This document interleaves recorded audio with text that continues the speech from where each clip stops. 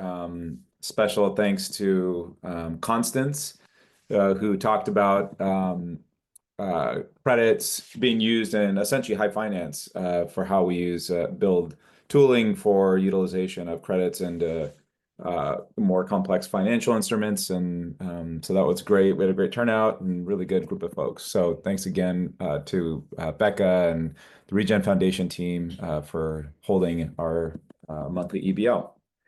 Awesome. So I'm going to go ahead and do a screen share and we'll get moving here. Let me see if I get the right screen. Where is it? Excuse me.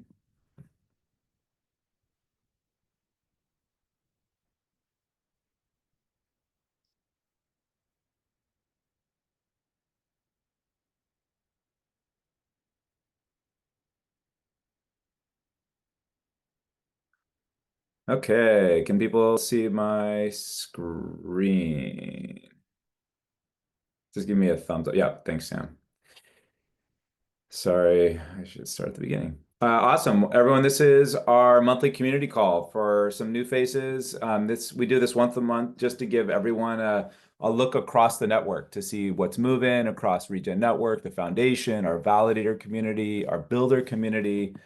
We get, as we've by design since day one, really have leaned into the network part of Regen Network, where this community is much more than the company that started the blockchain, much more than the foundation that stewards our community staking DAOs. It is a whole network of organizations and institutions and individuals who all together make up what we call Regen Network. So we're gonna offer it up just as always. Anyone can contribute to these community calls. If you are interested in doing presentations around your work within the network, always feel free to let us know. Otherwise, we'll give you a nice kind of through line today on what's moving in the recent past and what's moving just ahead of us. We'll also be featuring Bartlett Durand from AEI, who's going to give a presentation to this group here. And then we'll wrap up. We usually wrap up. It takes about 45 to anywhere from 45 minutes to an hour to pull this all together. So I'm Dave Fortson. Thanks again for joining us. I'm the Chief Growth Officer at Regen Network Development, for those of you who don't know me. So why don't we go ahead and dig in? Let me see if I can get... So we'll start off by going through our events, mostly focused on the ones just ahead of us. We have a number of events coming down the pipeline. Our retreat, I can do a quick summary and would welcome other reflections from folks who were all together at Racebrook, the Racebrook Lodge in Western Massachusetts. Then we'll have a presentation from our friends at AEI, and then get updates on Regen Foundation, Regen Registry, and our product teams. So starting with the retreat, it was an awesome retreat. It was, I mean, one, just being in Racebrook, for those of you who are not aware, it's this old, just by nature of it being incredibly old, like 1800s old, feels, it looks, and still is fairly historic, and its design and the grit and the character that it has. So we've been convening here as Regen Network and Regen Foundation, Regen Network Development and Regen Foundation, and our community for a number of years. This year was a little cooler. We had, as you can see by the jackets and whatnot, it was we had actually a couple of minor snow flurries when I'm from Santa Barbara, and my wife was texting me how beautiful it was in Santa Barbara. At the same time, I was standing in a little snowstorm. But that said, it turned out great. I just want to give a couple of the outcomes from that retreat. So one of the big things, again, just where we're at is, there's, as you can imagine, I'll be polite here, there's a fair amount of volatility, both in the United States and abroad, in carbon markets and nature finance markets and the broader macroeconomic scene. And certainly we're all aware of that and its potential impact on our own business as Regen Network Development, and just what it's going to do to all the markets that we intersect with, from crypto markets to carbon markets to nature markets.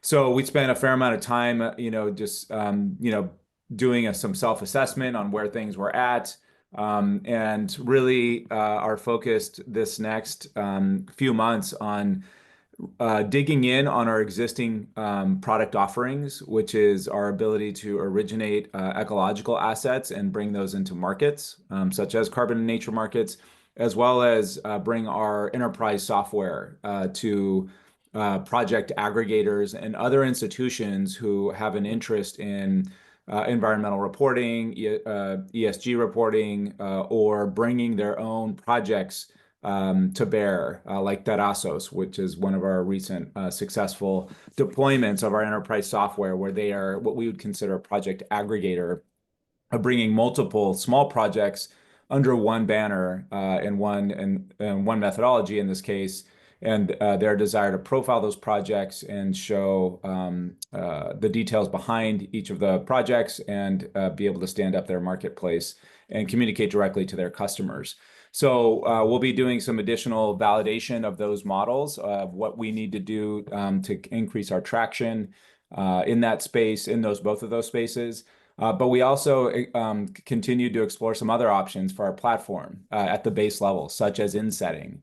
Insetting as a model for using our existing tools that we've developed both at the blockchain layer as well as our application layer. Somebody's not muted. We are going to be exploring more about Regen Coin. Again, with the shift in the regulatory system, we've been very, very quiet intentionally about Regen Coin and its role within Regen Network. At minimum as a governance token, at minimum as, if you will, gas or fuel for transactions, but more how can it be used and integrated more deeply into our products as a value add and in a unique product that isn't available to almost anyone working in this space. So we'll be exploring that in more detail.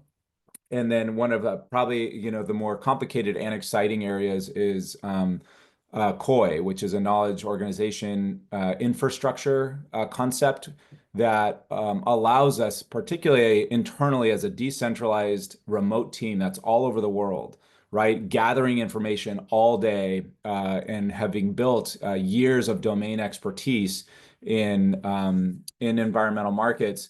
How do we leverage that better as a team to make better decisions and do better strategy? And then how ultimately do we make sure that this ultimately has like some type of interaction with our customers, our clients, and our community members and partners to really to tap into the intellectual network that lives within Regen Network. And so KOI is a framework that we're exploring and potentially a future product where we are going to be initially harnessing through our own intellectual capital, if you will, inside Regen Network, using advanced AI tooling and being able to create knowledge libraries that allow us to do better analysis, product development, and more rapid iteration of ideas and concepts within the company. So, this will just sound like a buzzy term for now, so don't spend too much time worrying about it. But pay attention to future iterations of what this might look like. Again, you get it because you're at the community call, you get some insider early information about how we're thinking as a company. And KOI is one of a newer novel concept that we're pretty excited about as just a way to be a better company and a better product developer, as well as its potency to better connect to our community and help you have better experiences in developing your own products and credits and other assets. So that's a little bit about the retreat. If anyone else from the team has any concepts they want to share on the retreat, please raise your hand digitally because I've got these little windows. Otherwise, I won't see it. But otherwise, I thought it was a great time. And we had some good, we had a little bit of music and jams, and the food is always amazing. So it was nice to be together. And as you can see by the happy smiles here, we don't get to see each other much. So when we do it, it is really it's a treat. Okay, I'll keep going. Some events coming up. So, one thing that we can do and do well is put on events, and we have lots of them, right? So we had the Eco Credit Builder Lab today. which continues to be a really bright spot in highlighting and profiling the brilliant minds and projects within Regen Network. We have some events coming up quite shortly. We have two of them that are both on Earth Day. One is the Umbrella Species Stewardship webinar series. So the April 22nd event is a kickoff with our friends at Aero Brazil and IHP, and this is the launch of the USS Jaguar credit. So this is going to be like a deep dive over the course of 3 webinars around this credit, how it came to be, how it can be used, questions behind these emergent biodiversity markets. So you can see we've got Sam, who's here on our call, Director of Product and Registry Systems, will be from the Regen team, and then Hannah, who we've worked with over at Aero Brazil, who's helping spearhead this whole series, and some of her colleagues at IHP and Verifit. So please consider joining us. It should be quite interesting for those of you who want to geek out on biodiversity credits, how they're instantiated, how they fit into a market, how they're used for storytelling, the science behind them, the reporting, et cetera, will be quite interesting. And then same day, yours truly will be guiding a conversation with NASDAQ, Fundación Pachamama, and Carbon Mark, just around where are we at with Web3 and blockchain and sustainability, environmental and nature markets. So this is being held by the Blockchain Times Climate Group and Global Blockchain Business Council. So this one's targeted to give people like a quick level set around Web3 tooling and climate finance. Just where we're at, where we're going, what's possible, what's being deployed currently, and give folks an overview, particularly for folks who aren't as familiar in the Web3 space in particular, about the use of blockchain as one of the ideal use cases. Or as climate finance being one of the ideal use cases for blockchain. We'll dig into that, and it should be an interesting discussion. So if you have questions about either or want to join, you can find the links on the newsletter that just went out this morning, or on our X/Twitter or LinkedIn pages. Great. So with no further ado, is he there? Jared, I think that's your window, right? Okay. Okay, great. So Bartlett Duran, CEO of Applied Ecological Institute. I was wondering, Tika, if you might do a little intro and background before and maybe you can introduce Bartlett, since I don't know Bartlett as well, and just say hello. And by the way, and yeah, so make sure you unmute yourselves, Jared, your window, and Tika. But I'll clam up, and Tika, if you could give us some context on what's moving here, I'd be appreciated. Sure. Yeah, we've been working with Applied Ecological Institute for several years, doing a rigorous review of their regenerative standard. And Bartlett came on in January, I think, officially, to head up their Nature's Registry. So super excited that we kind of finished the expert review in the fall. We're going to public comment now. And in the meantime, the pause in that was because AEI was looking to align the regenerative standard with ICBCM. So they've been working on that. And yeah, super excited to have you here and be moving on to the next phase with you all. And Hi, everybody. Thanks for letting us come on.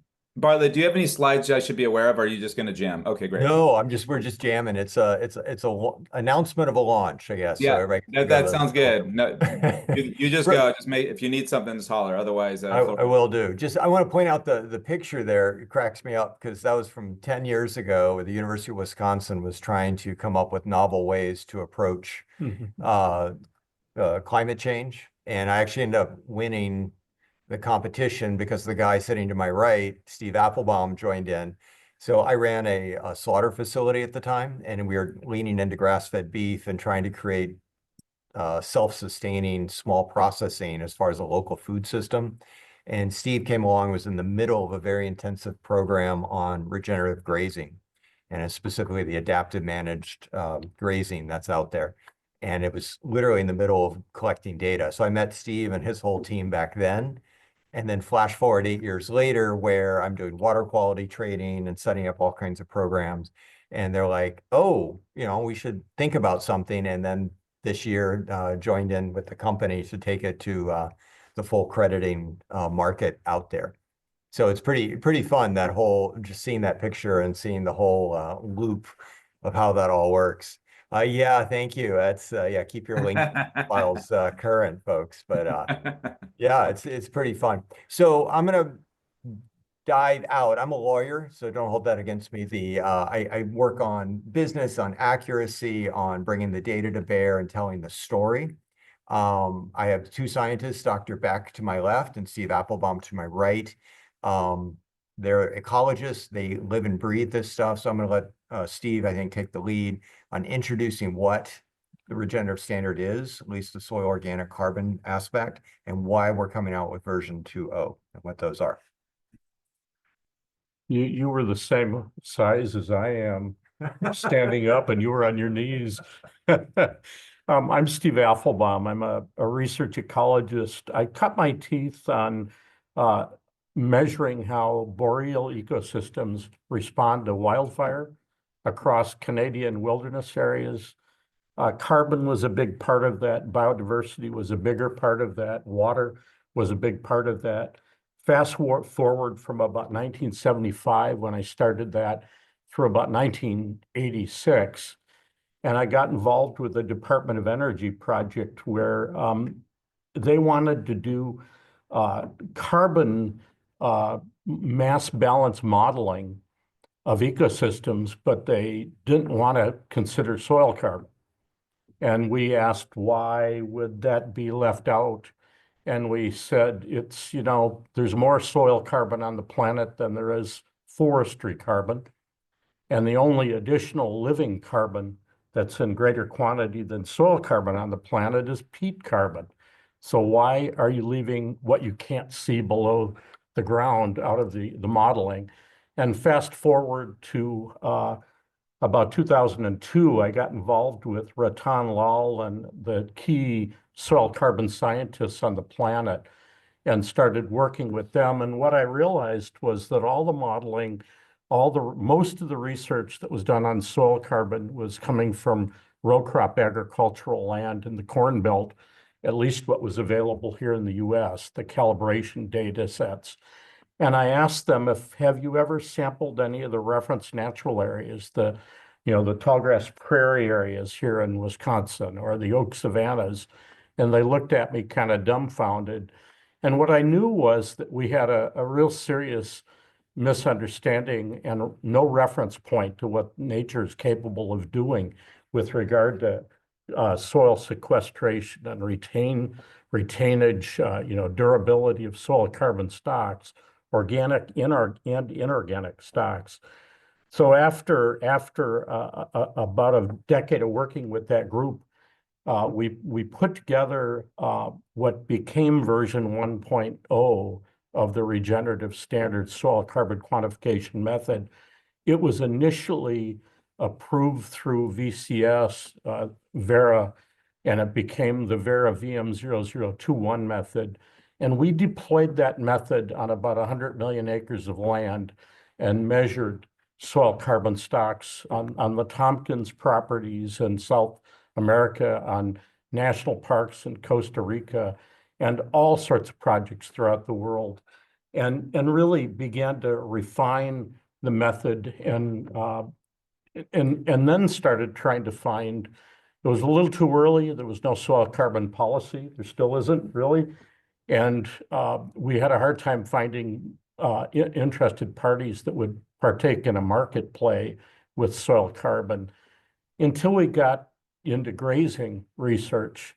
And we're part of the Soil Carbon Cowboys team. You've seen the Peter Bick films or videos, the Roots So Deep feature film, and Patagonia Provisions Unbroken Ground movie, and there's several others.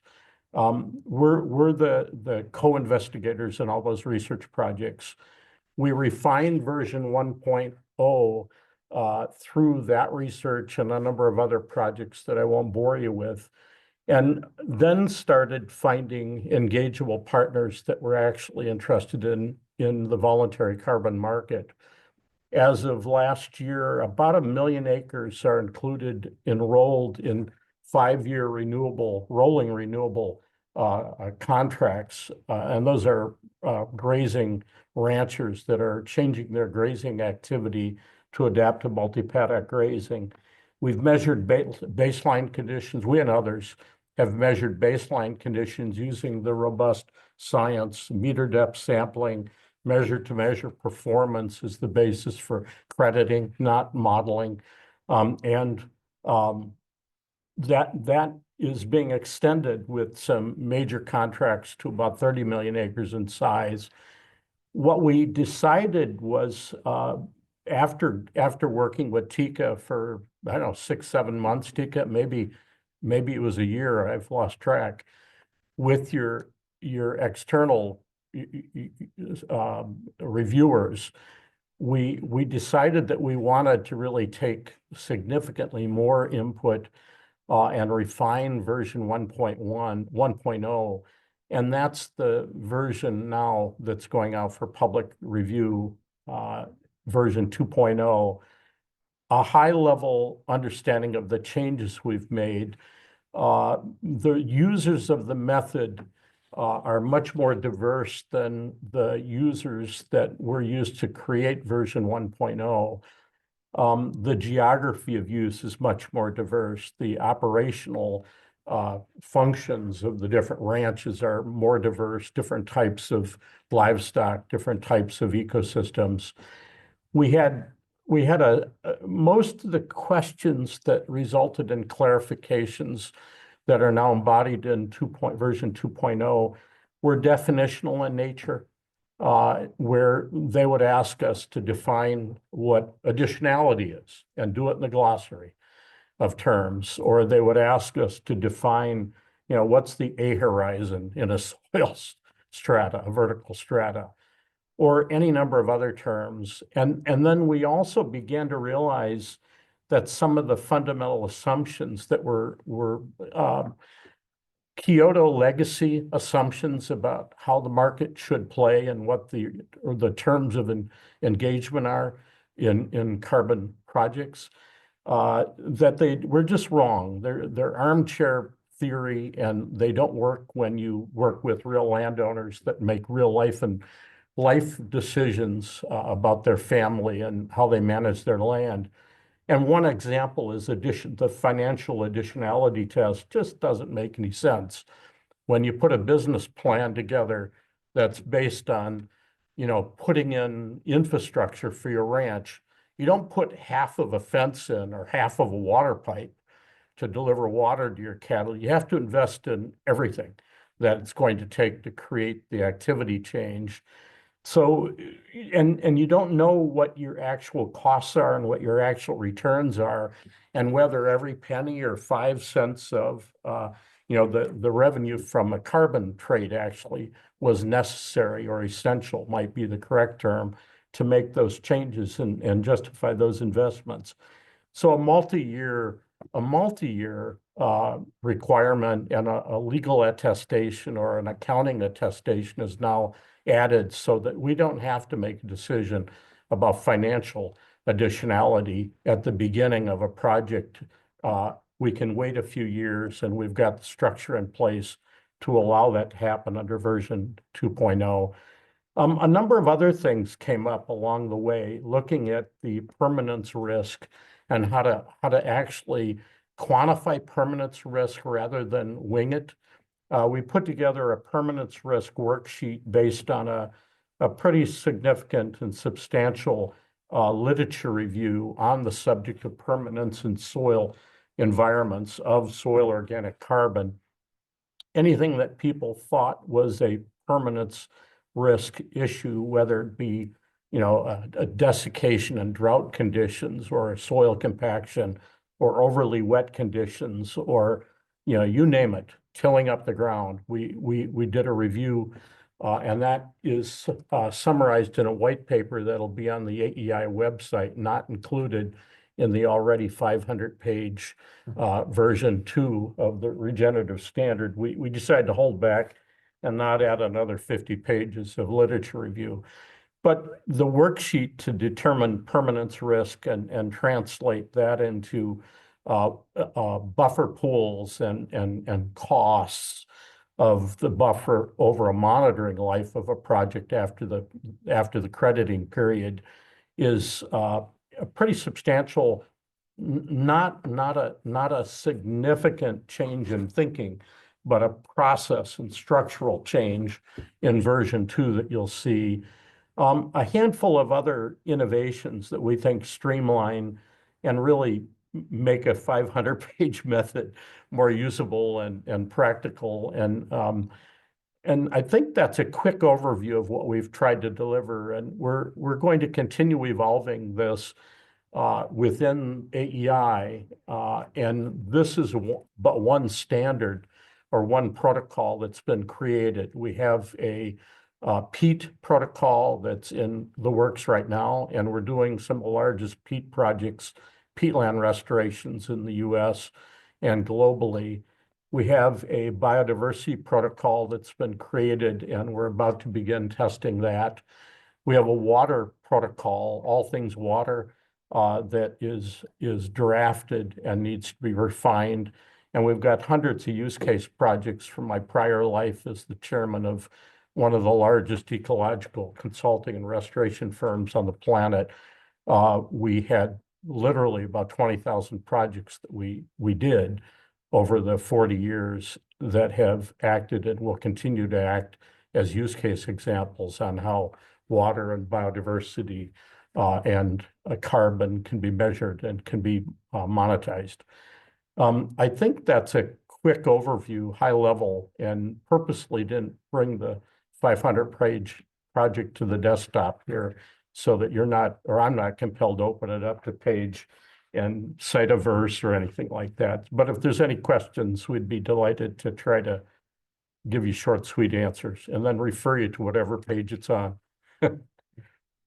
What great. Thank you for that presentation. That was super helpful, and congratulations. I mean, that's just impressive. Yeah. Did I hear that correctly? 100 million acres was the V1 version, or was that across a previous? About 100 million acres has been baseline sampled or preliminarily sampled.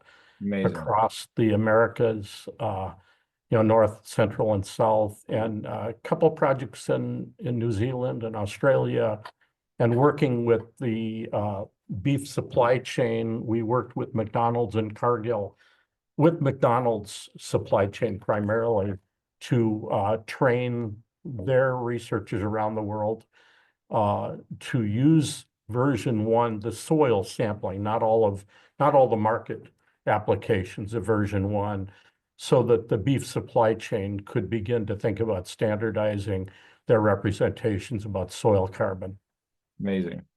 I know we've got some folks in the crowd here who are interested in this topic. And any questions out there, feel free to take yourself off of mute. We can take 1 or 2 questions, and then we'll continue on with the community call. Any questions from the R&D, Regen Foundation, or community members? Giselle. Yes, just briefly, because you just mentioned, are you considering the use of this methodology or a similar version for insetting for scope 3 emissions for the value chain of big corporations then? Yeah, that actually the method is directly applicable to any scope 3 work. We simply haven't focused on it because it doesn't matter to us. It's based on measure-to-measure performance, and you can use the results for insetting or offsetting or scope 3 or whatever you choose. It's just a technical method, and how you work it into your ES&G representations or supply chain representations, that's at the discretion of the individual user. Amazing. Great, thanks. Thank you for the share. Ed. Yeah, I was wondering if you've worked with Alejandro Correlo in the Chihuahuan Desert in his grazing work. He's really done some fantastic work and has now been invited around the world to speak many times now. It's just such a great example of what can happen for reversing desertification in arid environments. Yes, we have. And as a matter of fact, Dr. Richard Teague, who's part of our Soil Carbon Cowboys team, and Alan Williams have been working with Alejandro and others throughout northern Mexico and elsewhere around the world. Some of the data we have from some of the most brittle arid areas and their response are from his ranch and well, ranches that he manages. So yes, and he's a great example. And if we had our PowerPoint show up, we could show you before and after images on his ranch where he increased grazing intensity and livestock loading, the animal mass loading by 3 to 5 times, 3 to 5 fold, 3 to 500%, if you will, without adding any seed and without changing the meteorological conditions, which are pretty dry there. And it went from a bare desert soil pavement to a lush grassland within a period of 5 to 6 years, just by changing the grazing intensity, increasing it actually, but also increasing the rest period.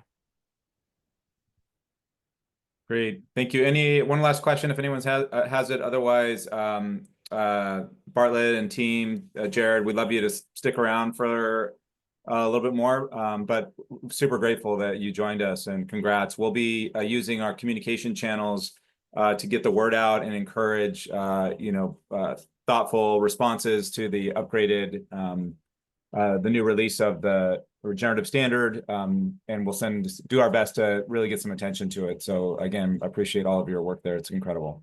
Appreciate that. Thank you. Yeah, so comments very much welcome. Spread the word. And I don't know if it's Tika or you, if you could send me the link for how to join these, that'd be great. Be part of the network more interactively. We'd love to have your team. Unfortunately, we have to leave because we are in a library over time. So no problem. Thank you. We appreciate your time, and thank you for all your work. Thank you. Be well. Look forward to working with you, Tika. It's been a little too long since we talked. Thank you. Super exciting. Congrats, guys. All right. Be well. Thanks, y'all. All right. Thank you, David. Let's keep moving. Regen Foundation, Will, you want to give us an update on what's moving at the foundation? Yeah, sure. So Austin had dropped some slides in here. Isn't able to present today on another call right now, but I'm sharing a few things here. So we've been prototyping Regen Commons through these micro grants, and we have another round of those going on. We have some more information that you can check out on the right here. We have been doing, I guess you could call it a rebrand for the foundation through a firm called Prop Supply. They're actually a group that did like Uniswap's branding. So they've done some cool projects over the years, and we'll have more to share on that over the next couple months here. And then we also were cited in the Stanford Review of Social Innovation. So that's nice. I could probably look up the info on that. We could go to the next slide. And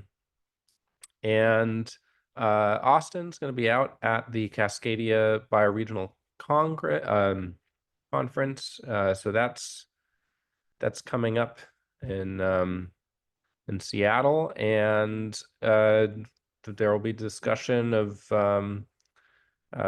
governance on and off chain. Here's some of the diagrams. Yeah, those are some of the updates from the foundation right now. Austin and I got to be at the retreat as well. I guess you saw that photo of us there. It was really great to be with the Regen Network development team and get some in-person time. And yeah. Oh, you're on mute, Dave. Thank you for the update, Will. Appreciate it. All right, we'll keep moving. Eco Credit Builder Lab. Becca, or you want to give an update here? What's moving? Yeah, just at my kid's dentist right now. Hi, everyone. This is old, so maybe I'll actually, sorry about that. Yeah, the newer one. Yeah. I can keep going. Yeah. So last month's Eco Credit Builder Lab with Dr. Michael Musgrave, a verifier and renowned scientist, was a really awesome experience, and like bringing in an expert and opening up a really complex conversation that I think for me at least, really affirmed a lot of the work that we're doing with the infrastructure that we're building at Regen.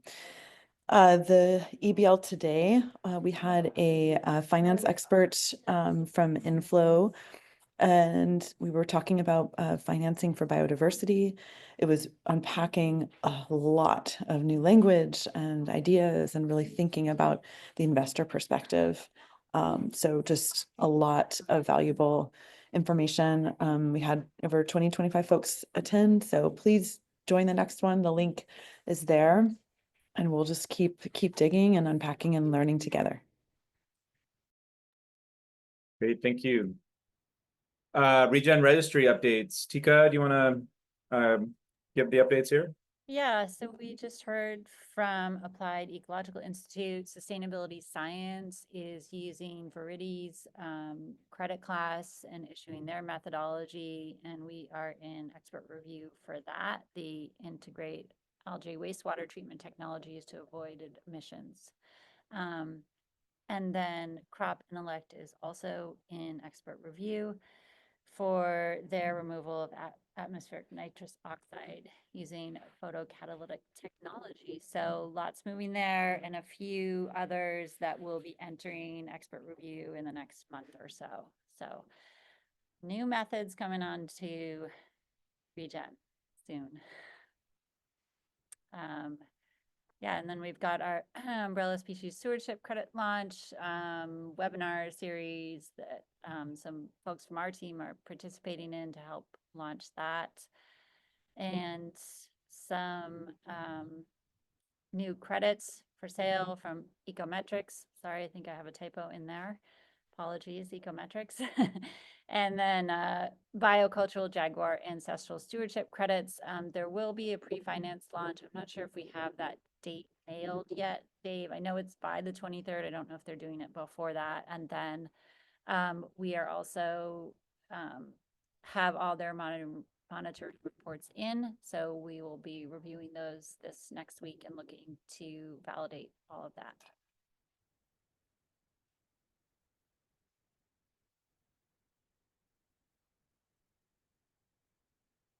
Oh, this is me. Sorry. Great. Yeah. So here to give some product updates.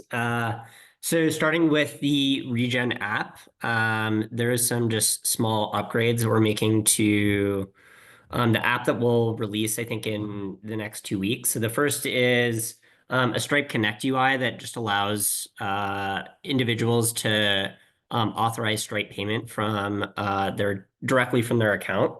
So right now we have, the credit card flow, which uses Stripe, but for a lot of people to list their credits, they actually have to send them to R&D, and we'll list them, just because there's some more technical work that has to do to set that up. And so we're just making a really easy UI that allows people to create a Stripe account, connect that Stripe account to the app, and then directly list credits for sale in the marketplace, and get payouts directly to their Stripe account.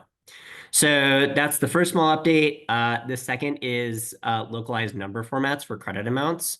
So in the US, we use decimals to indicate, like thousands, millions, things like that, whereas most of the world uses commas to indicate those things. And that's just caused a lot of confusion where people in South America are like, wait, I thought that we had 20,000 credits, not 20 credits. And so we're just adding in some small localization to support, better legibility and understanding of credit amounts. We're adding in just a basic document uploader to allow people to upload documents directly to their project page. So we have our data post feature where you can upload documents and data, but then we also have a documentation table at the bottom of the project page for core key documents that you want to highlight directly on the page. And so we're just adding in a basic UI to allow people to add to that. And then we're also just doing some small performance upgrades to improve just the application speed. Yeah, so we can go on to the next one. Let's see what else I have. Yeah, and so then, once we're tying those things up, we're starting to work on a really exciting new feature. And that is largely just like multiple user management within our app. So currently, we don't have the concept of organizations where you can set up an organization in our app and then add members that have different permissions, and those different kind of like roles or permissions provide different functions. So we're integrating that directly into the app to allow users to define and create organizations. So you'll be able to have, admins that can manage members, editors that can change the organization, profile information, members that might not have much functionality but are just listed on the account. And then with that organization, you could do things like manage your organization credit portfolio, manage your crypto treasury, things like that. And then we're also including that for projects, which, this was kind of the key driver for developing this feature, where right now we don't have pathways for multiple people within an organization or people within multiple organizations to edit and contribute to project pages. So with this feature, people will be able to define different roles: admin, editor, content contributor, and viewer. Content contributors are people outside your organization that you want to contribute to the data stream. Viewers are people that you might just want to give permissions to view sensitive material. And then, and so, kind of we have some mock-ups on the right of what this will look like. And as part of this, we're actually creating a new kind of admin portal that you can see on that top photo, which kind of, revisualizes a lot of the functionality that we have. It allows you to toggle between, multiple organizations or your own profile and the organizations you're a part of. So super excited for that. And next slide. Cool. I think I had more, but maybe not. Great. Thank you, Sam and the product team. Really appreciate it. Super exciting upgrades coming. And so you project developers out there hopefully are as excited as we are, and always are looking for continued feedback loops with you as you hear or want or see or need additional product upgrades or optimizations of the Regen application. Please don't hesitate to reach out and let us know. We're eager to delight. So with that said, we're at the end of our community call for the month. Let me see. I think we might have one more slide that just points to next month. So our next one is May 15th. And then we have our tokenomics group for those who are still interested in that work. Always appreciate things. And actually, Brandon, are you still here on the call? I think you are. No. Brandon, did you want to give an update on tokenomics? I know if there's anything just moving to share from your standpoint. I know I reached out, but I reached out a little late. But if there's anything you want to share on that front, please let me know. Yeah, I mean, Gregory said something cool. There's a lot of cool dialogue about pretty much integrating the token into a sweet spot. And just kind of just keeps running into engineering problems, but there's a lot of potential with these recent upgrades in the blockchain and whatnot to develop something that can unlock our TVL on the chain. The eco credits are a huge part of that, but we need stables to consume the credits and generate momentum on the chain. I think I'm just kind of free balling right now because I get excited. I'm the one in there talking a lot. So if anyone wants to chat with me, or just hit me up.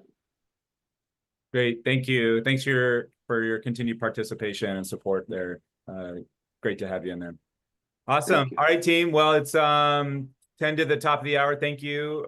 We will see you in May. In the meantime, keep on building. Be well, everyone. Yes.